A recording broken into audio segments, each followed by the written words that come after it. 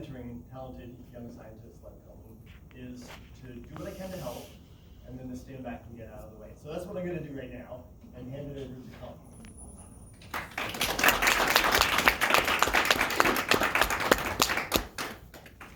Hello, everyone. Thank you, Dr. Harville, for that introduction. Today, I'm very pleased to present to you a subset of my dissertation entitled Neonatal Immune Responses to Bordetella pertussis and Disruption by Pertussis Toxin. Bordetella pertussis, or BP for short, is a gram-negative bacterium that causes the disease whooping cough. It is typically transmitted by aerosol or droplet to the nose or mouth, and then by releasing toxins or other virulence factors, it binds to the cilia of epithelial cells and works its way down the respiratory tract. The name of the disease, whooping cough, comes from the characteristic paroxysmal cough that patients can often exhibit. Now, I'm sure I know what you're thinking, that because this is a disease with a vaccine, that it must not be very important or very prevalent. So, big whoop. And it is a big whoop. If we consider the number of cases which have been reported in the US thus far in 2024, they're currently 3 times the total numbers reported in 2023. Several countries in Europe are also reporting outbreaks of pertussis, which means that this is a disease that is still prevalent and circulates despite widespread vaccination. But something that's important to consider is that BP does not look the same for everyone. If we consider the incidence of BP for people over the age of 20 years old, it's only 1.4 per 100,000.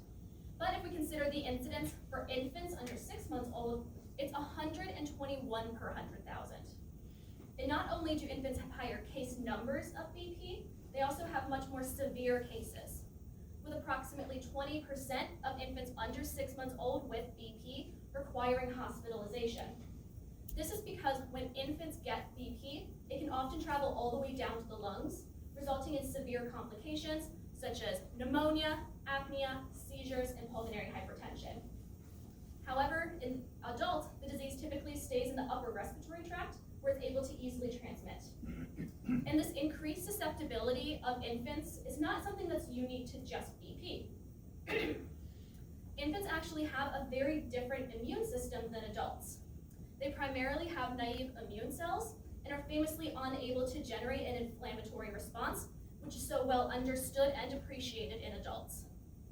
In fact, neonates have this 2-pronged feedback loop, which inhibits inflammatory Th1 responses and promotes immunosuppressive Th2 responses.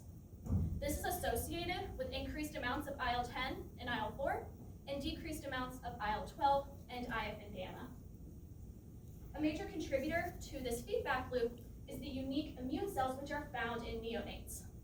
This is a graphic which just shows some of the unique immune cell subsets which have been found using murine models. Some things that are important to consider are how quickly some of these subsets arise and then disappear in mice. Mice also have a very rapid maturation, with a mouse being considered an adult after only 28 days after birth. So if you, in wanting to understand the neonatal response to a pathogen such as BP, I wanted to make sure that the mouse age that I used had these types of unique neonatal subsets. And one of the compartments that shifts the most during development is the T cell compartment. That's because T cells are produced in the thymus, and depending on the developmental stage of the thymus, different types of T cells are produced. For example, T cells produced in the neonatal thymus have rapid effector and regulatory functions that are less likely to develop into memory T cells, whereas T cells developed in the adult thymus have slower effector functions but a higher propensity to develop into memory T cells. So I wanted to make sure that whatever mouse age I utilized had these types of T cells made in the neonatal thymus prior to the maturation of the thymus to the adult. One subset of neonatal T cells is called virtual memory T cells, or TVM for short. These T cells are characterized by low surface expression of CD49D, high surface expression of CD44 and CXCR3, and high expression of the EOMS transcription factor. So what I did is I looked in the lungs of various different pup ages to see when are these neonatal T cell subsets found. So I looked in the lungs of mice at 8,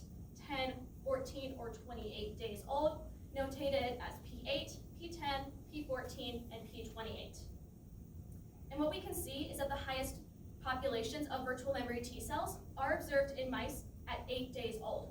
It's significantly higher than all other mouse ages that I assessed, even the mice that are 10 days old, which is only 2 days older. This indicates that the peripheral T cell populations shift significantly after about 8 days post-birth. So now I know that these mice have this neonatal T cell subset, and now I want to know, are they also increasingly susceptible to BP like human infants are? To test this, I used a similar methodology, but now I inoculated the mice at P5, P7, P11, or P25, so that when I looked in the lungs 3 days later to look at the bacterial burden, they were now the same age as when I looked at their T cells in the previous slide. I inoculated these mice with 10,000 CFU, and what we can see is that mice inoculated at P7, P11, and P25, the bacteria in the lungs 3 days after inoculation is still at about the inoculation dose of about 10,000 CFU. However, the pups inoculated at P5 and assessed at P8, the bacteria has grown from about 10,000 CFU to millions of CFU, indicating that susceptibility to BP shifts significantly after about 1 week post-birth in mice, which is associated with a high presence of virtual memory T cells. With this work, I was able to establish the model that I'm going to use for all experiments following, and that is inoculation of 5-day-old pups with 10,000 CFU of Bordetella pertussis in 15 microliters PBS, delivered by a droplet to the external nares. We then look in the lungs, nasal cavity, and spleen at 2 hours, 1 day, and 3 days post-inoculation. With this model, in the lungs, we can see that there is that very rapid growth from about 10,000 CFU to millions of CFU in the lungs. In the nasal cavity, we see an increase from the 2-hour time point to the 1-day time point, but then it stays consistent to 3 days. We also looked in the spleen because it's a good sign of systemic dissemination, and we do see initial colonization at 1 day and consistent presence of bacteria at 3 days post-inoculation, likely due to the very high bacterial burden in the lungs at 3 days. So now we have this model using neonatal pups, which are highly susceptible to B. pertussis. But now we want to understand why. Why are these pups so susceptible to BP? And so we first started looking on the bacteria side. And the most well-studied factor produced by Bordetella pertussis is pertussis toxin. This is an AB5 secreted exotoxin with a number of documented effects. The toxin functions by binding to glycosylated proteins on the surface of cells, where it is then endocytosed and then trafficked to the Golgi and the ER for processing. The A subunit is then translocated back to the surface of the cell, where it interferes with GPCR signaling, resulting in a number of effects. These include inhibiting phagocytosis, suppressing antibody responses, and inhibiting early leukocyte recruitment to the site of infection. However, these effects have all been assessed using adult or juvenile mouse models, indicating that we haven't really done any work assessing the effects of pertussis toxin on neonatal mice. This brings me to my first aim: assess the effects of pertussis toxin on control of B. pertussis in neonatal mice. In order to do this, I needed a mutant of B. pertussis, which lacks pertussis toxin. Because it's an AB5 toxin, it's encoded by 5 genes. So all 5 genes needed to be deleted in order for it to be a pertussis toxin deficient mutant. Thankfully, one was made by the Carbonetti lab at the University of Maryland Medical School. But because 5 genes is a fairly big deletion, they wanted to make sure that there were no polar effects of that deletion. So they looked downstream at the PTL genes, which lie on the same operon and share the same promoter as the pertussis toxin genes. Importantly, these genes are what are required for the actual secretion of pertussis toxin. So they looked for production of PTLF, which is encoded downstream from the pertussis toxin. And so what they're looking for is they're looking in the wild type B. pertussis strain, the newly generated delta PTX strain, and they're also looking as a negative control at a delta BVG strain, because BVG is the Bordetella universal regulator for all virulence associated genes. So without BVG, you have no production of toxins or toxin secretion proteins. So they did see good production of PTLF in the wild type and delta PTX strains, indicating that there was no polar effect on the PTL genes of this 5 gene deletion. They also did several experiments to make sure that there were no growth defects between the wild type and delta PTX mutant, and they did not see any, indicating that this is a good mutant with a specific effect of lacking pertussis toxin. So I took this mutant and I applied it to my neonatal inoculation model. So we have our wild-type BP in blue and our delta PTX mutant in red, and that's going to be the same color scheme for all the experiments going forward. And if we look at the red line, we actually see something really surprising. Rather than the bacteria growing in the lungs of pups, the delta PTX mutant is very steadily controlled and almost cleared by only 3 days post-inoculation. It goes from about 10,000 CFU to less than hundreds of bacteria. The difference between the BP delta PTX and the wild-type BP is that there is 99.9999% less CFU of the mutant than the wild-type. If we look in the nasal cavity, we don't see that same kind of control. In fact, we don't see any increase or decrease across the 3 days, which suggests that what we're seeing here in the lungs is due to some active form of clearance by the neonatal immune system. We also looked in the spleen just to double check, and we did not see any splenic colonization, likely due to the very low CFU that we see in the lungs. And this information is really important because the neonatal immune system is typically considered to be ineffective or underdeveloped compared to the adult immune system. But if we look at these same 2 strains of bacteria in adult mice, they see a very different phenotype. What's been observed previously is that the pertussis toxin mutant has a colonization defect in adults and is in fact not controlled any faster than the wild type. Both reach the same level of CFU by 21 days post-inoculation, much longer than the 3 days that we observed in the neonates. Work has been done in slightly younger mice, but older than neonate, which we label as juvenile mice.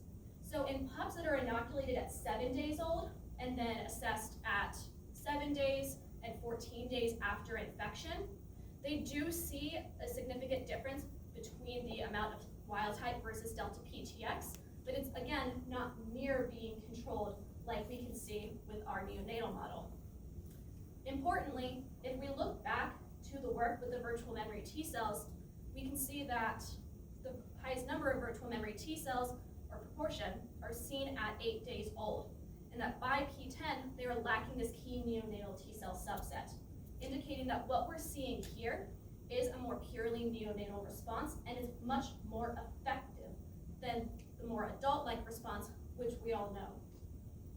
So overall, we have this very good model, and now we're interested in what do the lungs look like at this 3-day post-inoculation time point. We're particularly interested in this because lung damage is a really big concern when it comes to infants being infected with any kind of respiratory disease. So we looked at slices of the lungs, and what we see with pups that were inoculated with wild-type B pertussis is that they have moderate to severe lesions in the lungs, exhibited by the lack of open air pockets. If we look at the lungs of pups inoculated with BP delta PTX, we don't see any inflammatory lesions, and in fact, they look very similar to the PBS control. However, this does not mean that pertussis toxin is mediating inflammation. We have to remember that at this time point of 3 days post-inoculation, there is millions of CFU in the lungs here and less than hundreds in the lungs with BP delta PTX, more likely indicating that pertussis toxin is required for inflammation associated with higher bacterial burden. So now we want to look at what immune cells are contributing to these responses. And the first one that we looked at are neutrophils, because there's a lot of different effects of pertussis toxin on adult neutrophils. So here we have our naive mice in black, our wild-type BP inoculated pups with the white and black strike bars, and in gray is the pups inoculated with BP delta PTX. If we start by looking at the striped bars, we can see that pups inoculated with wild-type BP have no increases in their neutrophils until 3 days post-inoculation, where it shoots up. And this is indicative of leukocytosis that is associated with very severe BP disease.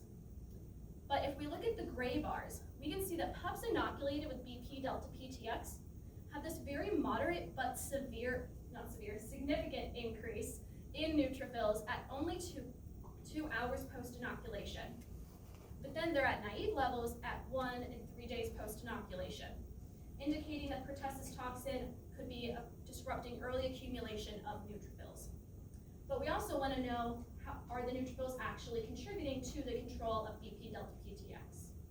This brings me to aim 2, determine the contribution of neonatal neutrophils to control of B pertussis delta PTX. In order to do this, I need to deplete the pups of their neutrophils so that I could then see if they can still control BP delta PTX. To do this, I made an amended model where I injected pups with anti-Lys6G depleting antibodies at the scruff, and then they would be inoculated 2 hours later. Then they would either be sacked 2 hours later, or they would get another injection every 24 hours until they were sacked. The first thing we need to check here is whether or not this antibody treatment actually depleted the neutrophils. So here we have the 2-hour post-inoculation time point, which is 4 hours after injection. What we can see is that pups that were injected with PBS have significantly more neutrophils in the lungs than pups that were treated with anti-Lys6G depleting antibodies. This was consistent at all time points assessed, and we had approximately 98% depletion of neutrophils in the anti-Lys6G depleted pups. We also did an isotype control experiment to make sure this was a specific effect, and we did not see any disruption of the neutrophil populations with the isotype control antibodies. So now we want to look at what is the effect of this neutrophil depletion on the pup's ability to control the bacteria. So here, any line that is blue is pups inoculated with wild-type BP. Any line that is red is a pups inoculated with BP delta PTX. Any line that's solid is pups injected with PBS, so they have their neutrophils. And any dashed line are pups injected with anti-Lys6G, so they don't have their neutrophils. If we look at the blue lines, we can see that if pups have or don't have their neutrophils, it has no effect on their response to wild-type BP. However, if we look at the red lines, we can see that if pups lack neutrophils, they have significantly higher CFU of BP delta PTX than pups with their neutrophils, indicating that neutrophils in pups is required for the control of BP, but this is disrupted by pertussis toxin. And this is important because this is a greater requirement for neutrophils than we've previously seen with BP. If we look at a similar experiment that's been done with adults, where they inject adult mice with anti-RB6 antibodies, which are also anti-Lys6G antibodies, we can see that if they have their neutrophils with this white bar, or if they don't have their neutrophils, this kind of light gray bar here, they're both inoculated with delta PTX. There's no difference in the CFU recovery at 7 days post-inoculation. So we see this unique requirement for neonates for their neutrophils to control BP delta PTX. So now we want to look at what is the greater contribution of neutrophils to the overall neonatal response. So we took the lung supernatant of these pups and we did a pro-inflammatory cytokine kit. So here we have pups injected with PBS, we have the pups injected with anti-Lys6G, and then our 3 challenge groups. And what we're looking for here is trends. And what we see at this 2-hour post-inoculation time point is that pups which are depleted of their neutrophils have significantly reduced amounts of certain pro-inflammatory cytokines, including GM-CSF, IL-23, IL-7, and TSLP. However, if we then look at the following 2 time points at 1 and 3 days post-inoculation, we now see that pups depleted of their neutrophils have significantly higher amounts of other cytokines, namely IL-33, IL-7, IL-27, and TSLP, or IFN beta. So this indicates that neonatal neutrophils are very important for the regulation of pro-inflammatory responses in the lungs during infection in these neonatal pups. And since we see this very big effect of neutrophil depletion on the overall inflammatory response, we wanted to see if neutrophil depletion was having any other kind of effect on other immune cells. And since we started this story by looking at T cells, I decided to look at the T cells. And what we can actually see is that pups which lack their neutrophils in the striped bars have significantly less T cells in the lungs than pups with their neutrophils in the solid bars. So then that begs the question, is the failure to control BP delta PTX due to the lack of neutrophils, or is it due to this significant reduction in T cells? So just to confirm this, we inoculated T cell deficient mice with BP delta PTX. And we compared that to what we see in immunocompetent mice, and we see no difference in the ability to control BP delta PTX if they have their T cells or they don't have their T cells, indicating that T cells are not required for neonatal control of BP delta PTX, and that it's more likely that neutrophils are assisting in the accumulation of T cells as a part of that response. So, with that squared away, we can turn our attention back to the neutrophils. So neutrophils can be recruited in a number of different ways, but there's no known neonatal neutrophil recruitment pathways. So we first started by looking at what's important in adults. And one of the more important neutrophil recruitment pathways is CXCL1, CXCR2, where CXCL1 is a chemokine that's made by epithelial cells, which then binds to CXCR2 on the neutrophils, and it follows the chemokine gradient back to the site of infection. So first I needed to see, do neonates use this recruitment axis?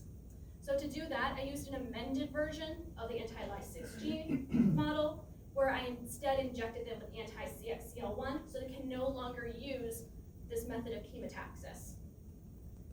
So first thing we need to check is, does this affect neutrophil numbers? And what we can see is that pups that are injected with anti-CXCL1 in the striped bars have significantly less neutrophils than pups which can use CXCL1, CXCR2 in the solid bars, indicating that CXCL1 is an important mediator of neutrophil recruitment in pups. Now we want to see what is the effect of this on the ability to control bacteria. So this is a very similar setup to the previous graphs, but now the dotted lines are pups injected with anti-CXCL1. If we again start by looking at the blue lines, we can see that if pups can or cannot use the CXCL1, CXCR2 pathway, it has no effect on their response to wild-type BP. But if we look at the red lines, we can see that pups which cannot use CXCL1 have significantly higher bacterial burden than pups which can use this recruitment axis and have more neutrophil recruitment. This tells us three things. It tells us that CXCL1 is an important mediator of neonatal neutrophil recruitment, that neutrophil recruitment is required for the control of B. pertussis in neonatal mice, but that it is disrupted by pertussis toxin. So now we know that pertussis toxin is disrupting neutrophil recruitment in neonates, and we have to also consider that pertussis toxin could be affecting neutrophil effector functions. And neutrophils have a number of different effector functions. The first one that we're going to talk about is netosis, which is the production of nets, also known as neutrophil extracellular traps. This is essentially a matrix of DNA strings and granules that entrap, ensnare, and lead to the destruction of pathogens. There's an enzyme that is required for netosis, and that is PAD4. So Dr. Rada's lab very kindly gave us some PAD4 deficient and some PAD4++ mice. And so what we wanted to see is netosis required for control of BP, and is it disrupted by pertussis toxin? So if we first look at the blue bars, we can see that there's no significant difference in the ability of RC57 controls, the PAD4++ controls, or the PAD4 deficient mice to control wild-type BP. We also see no difference in the CFU recovered of BP delta PTX from the same genotypes of the pups. We do see this dip in the PAD4++ mice, but it's not statistically significant. Overall, telling us that netosis is not required for control of BP delta PTX and not disrupted by pertussis toxin. We also wanted to look at the contribution of phagocytosis to control. So, again, called on the Rada lab, and Dr. Kayla Fontone introduced me to the pH Roto green system. pH Roto green is a fluorescent stain that you can add to bacteria, but it doesn't fluoresce very brightly until it is in an environment under the pH of 6. An example of that environment is it within a phagosome.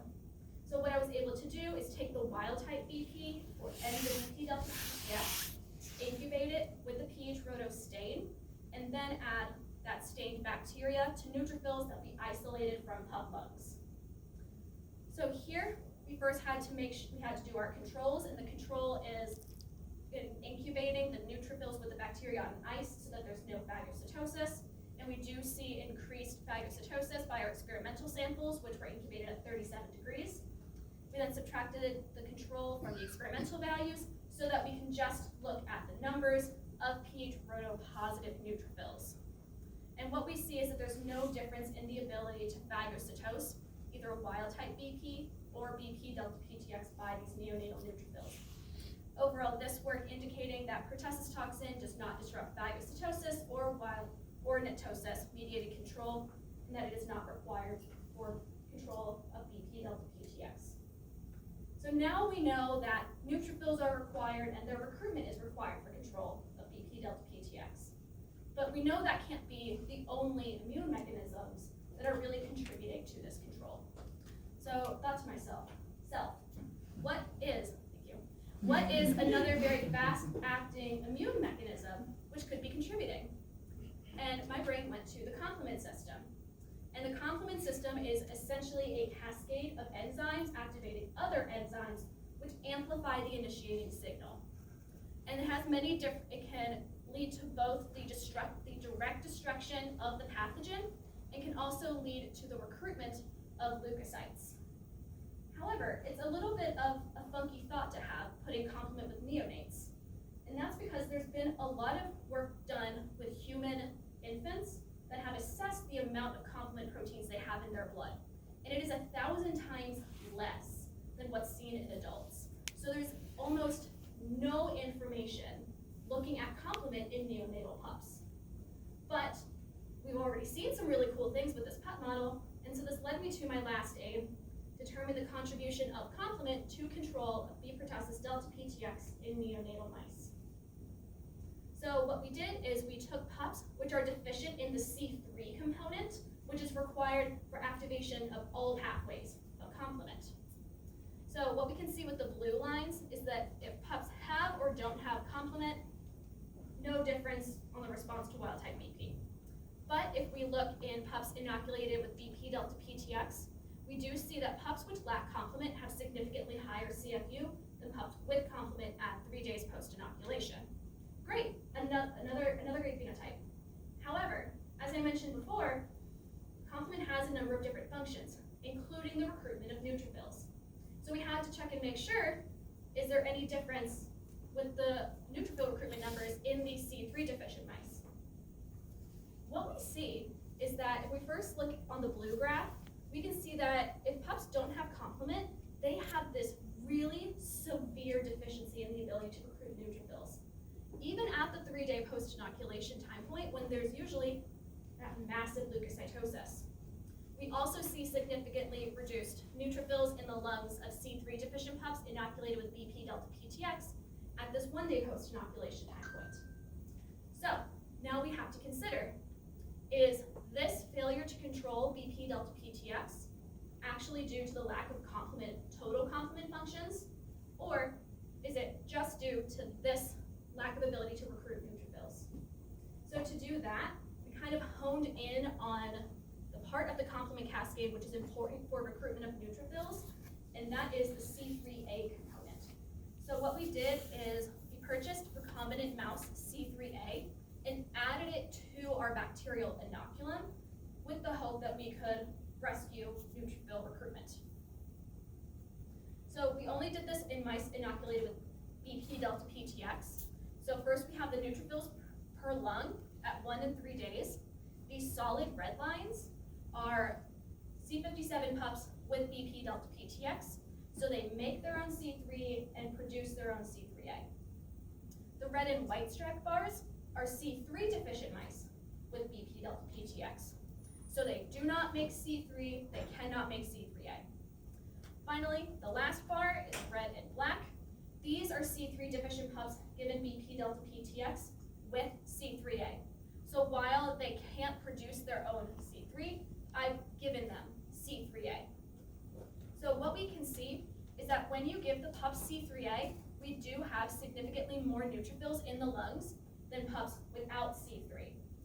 In fact, it's even significantly more neutrophils than C57 pups, which can produce their own C3 naturally. So now we want to know what is the effect of this increased amount of neutrophil recruitment. So over here we have our CFU per organ, which is the lungs. And so we can see at 1 and 3 days post-inoculation, there is significantly reduced bacteria of the BP delta PTX in the mice which have this increased neutrophil recruitment. And this tells us that C3A is a great mediator of neonatal neutrophil recruitment, which has not been previously seen, and that it is important for control of BP delta PTX. But the question that I asked before is the failure of the C3 deficient mice to control BP delta PTX due to lack of total complement function, or just because they can't recruit neutrophils? And we haven't really answered that with this. So we did one more experiment, and we took a page out of the AIM-2 book. So here is our 1 day post-inoculation data. We have C57 pups, and then we have our C3 deficient pups. The blue bars are pups inoculated with wild-type BP. The solid red bars are pups inoculated with BP delta PTX. And the red and white striped bars are pups depleted of their neutrophils and inoculated with BP delta PTX. So this very last bar here is pups that lack C3 and now also lack their neutrophils. If we hypothesized that the only contribution of C3 is to recruit neutrophils, then depleting neutrophils should have absolutely no effect. But what we actually see is that at 1 day post-inoculation, depleting neutrophils in the C3 deficient mice results in a significantly increased bacterial burden in the lungs. So much so that it is now equal to what we see with wild-type BP, telling us that neutrophils and complement likely have separate but complementary functions, which lead to control of B pertussis, but are disrupted by pertussis toxin. With all of that information, I'm able to present a model of pertussis toxin disruption of neonatal immunity, where we have pertussis in the lungs of neonates, where secretion of pertussis toxin keeps the immune cells away from the cilia and also disrupts their accumulation until there is very high CFU in the lungs, which results in a very large influx of immune cells to the lungs, resulting in damaging inflammation. But in the absence of pertussis toxin, neutrophils are able to get closer to the bacteria that are on the cilia. They're able to respond to C3A and CXCL1 signals to result in more neutrophil, but moderate neutrophil numbers in the lungs without leading to damaging inflammation, which results in the destruction of the bacteria and control of the disease. So with this work, I've shown neutrophils are required for control of B pertussis, but disrupted by pertussis toxin. That CXCL1, CXCR2 is an important neonatal neutrophil recruitment axis, which is disrupted by pertussis toxin. And that complement component 3 contributes to neonatal immune responses against B pertussis. But what are the applications of this kind of model? Why do we really care? So with this model, we now have a model in which we can describe both effective and rapid neonatal immune responses against a bacterial pathogen. And we can identify what neonatal immune mechanisms are highly effective, such as neutrophils. We can also identify specific neonatal immune mechanisms which are disrupted by pertussis toxin. We can identify pathogens which utilize pertussis-like toxins and assess if they similarly disrupt neonatal immunity. We can also validate neonatal-like models, which can be used to assess longer-term infections. As I mentioned earlier, this is only a subset of my work, and part of my work has been answering some of these questions. I've also been working on some neonatal-like models, both genetically and surgically, where I was able to use the data from the neonatal models to observe that these neonatal-like mice have higher amounts of virtual memory T cells and increased susceptibility to B pertussis. As Eric mentioned, I've been fortunate to publish a number of different papers, research, perspective, reviews, and book chapters. And I've also been able to be a co-author on several manuscripts with members of the lab. But with all of this work, there's still more work to be done. So, additional questions.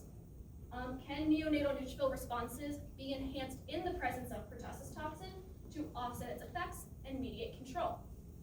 Can we we generate vaccines which stimulate production of antibodies, which preferentially interact with neutrophils and/or complement, which I've now shown is actually important.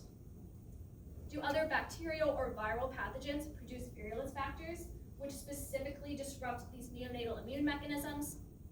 And finally, how can understanding these differences between neonatal and adult responses to BP delta PTX help us understand differential responses to vaccines and diseases?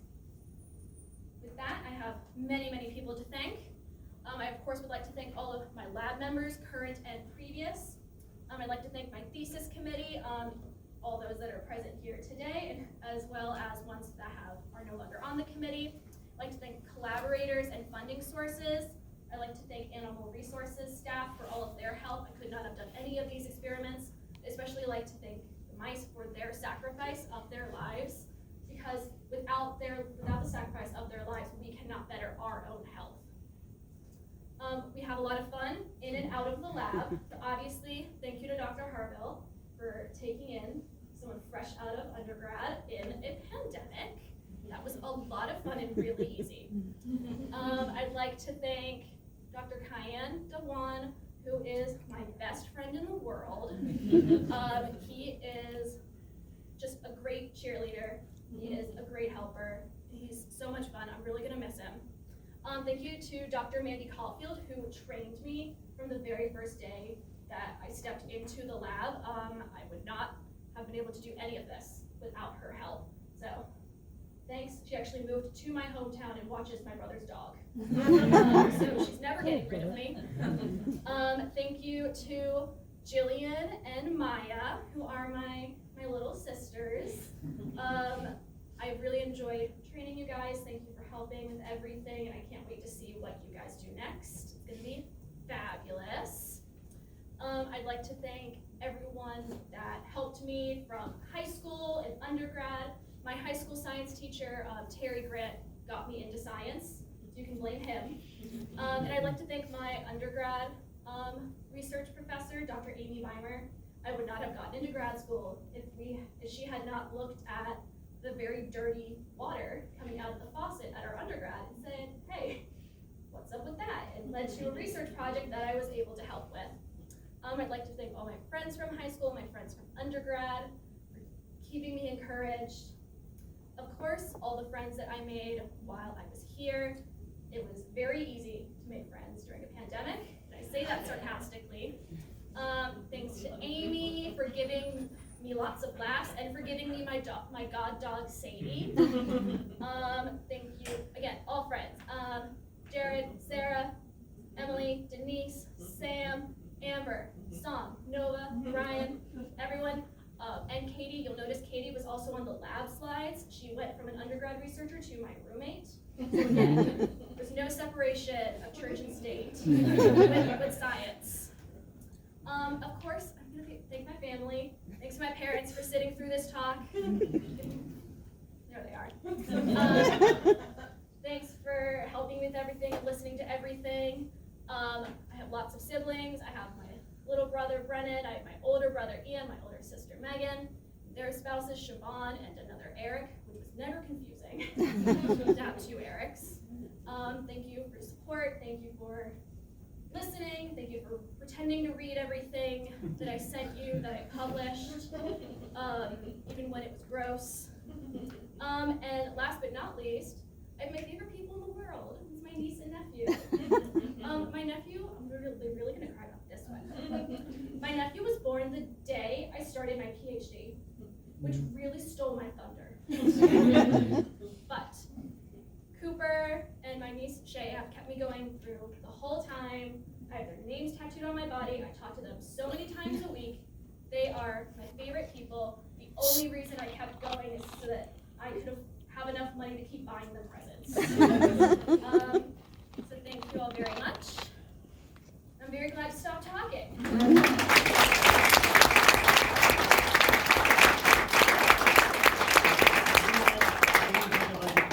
I'm going to buy her 1 minute to catch her breath here and take the opportunity to invite you all to join us for a celebration at noon on the top floor. Here's the third floor at noon.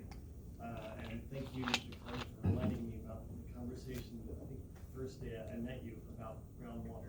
Okay, I'll let Colleen handle questions.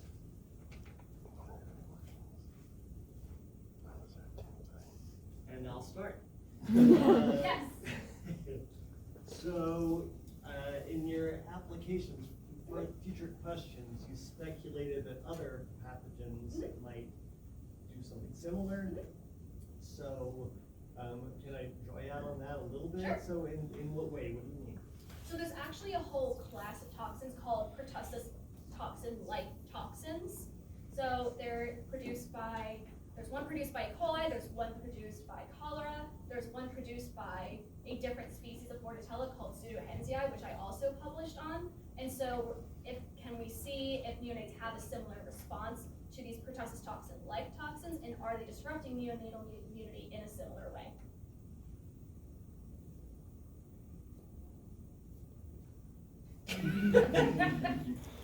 Random question, maybe you know the answer, maybe you don't. Why do you think neonates have a lot less complement? Or do you think it's just wasn't detected in the serum that's functioning elsewhere? So the one thing that we know about complement is that it is not transferred from mother to infant. It has to be produced by the infant itself. And so there is some kind of regulatory process in which that's just not that's not the priority, apparently, for the immune system for infants to generate their own complement right out of the womb, is my guess. But that's one of the things I'm speculating, is because they have to make their own, it just takes a little bit of time.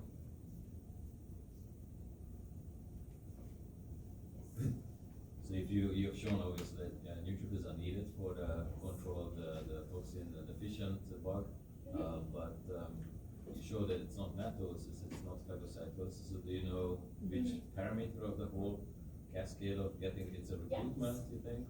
So my hypothesis in terms of what's kind of happening there is that, so we all know that there's a lot of redundancies in the immune system.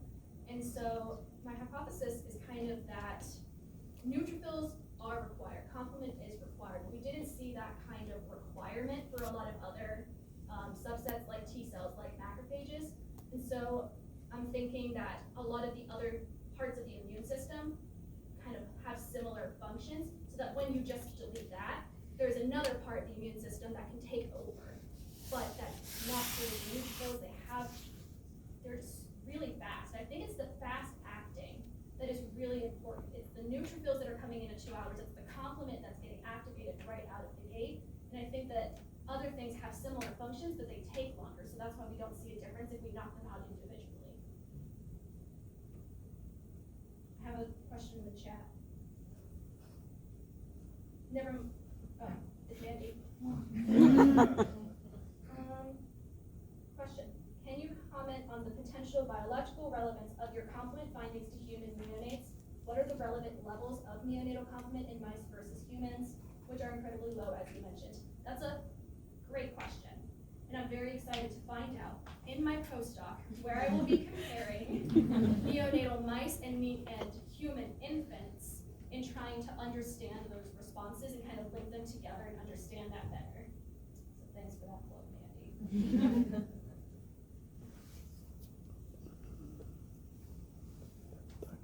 So, didn't want to follow up on my own question,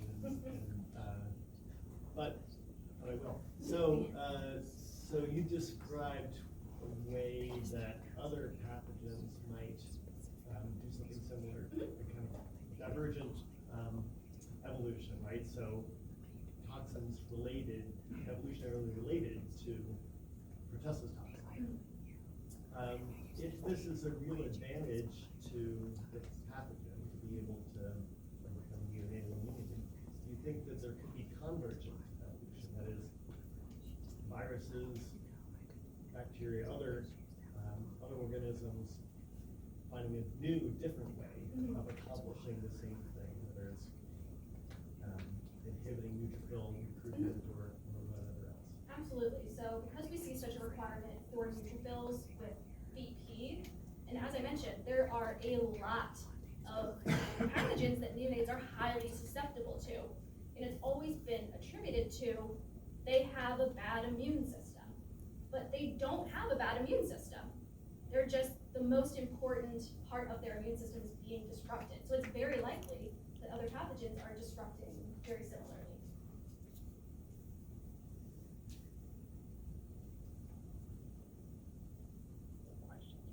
If there aren't, Why'd you pick P5 instead of P3 or P4? Is there a reason? I picked P5 instead of P3 or P4 because there still needs to be a little bit of thymic development. So mice don't have a lot of thymic development until they're out of the womb, whereas human infants, they do develop a bit of their thymus in utero. So in order to kind of match as best as we can, we couldn't just do it right out the gate because we wouldn't really see as much as we would want to. what do you think you would see? I think I would see that they die. So, nothing. Okay, unless there are any other questions, let's all thank Colleen again.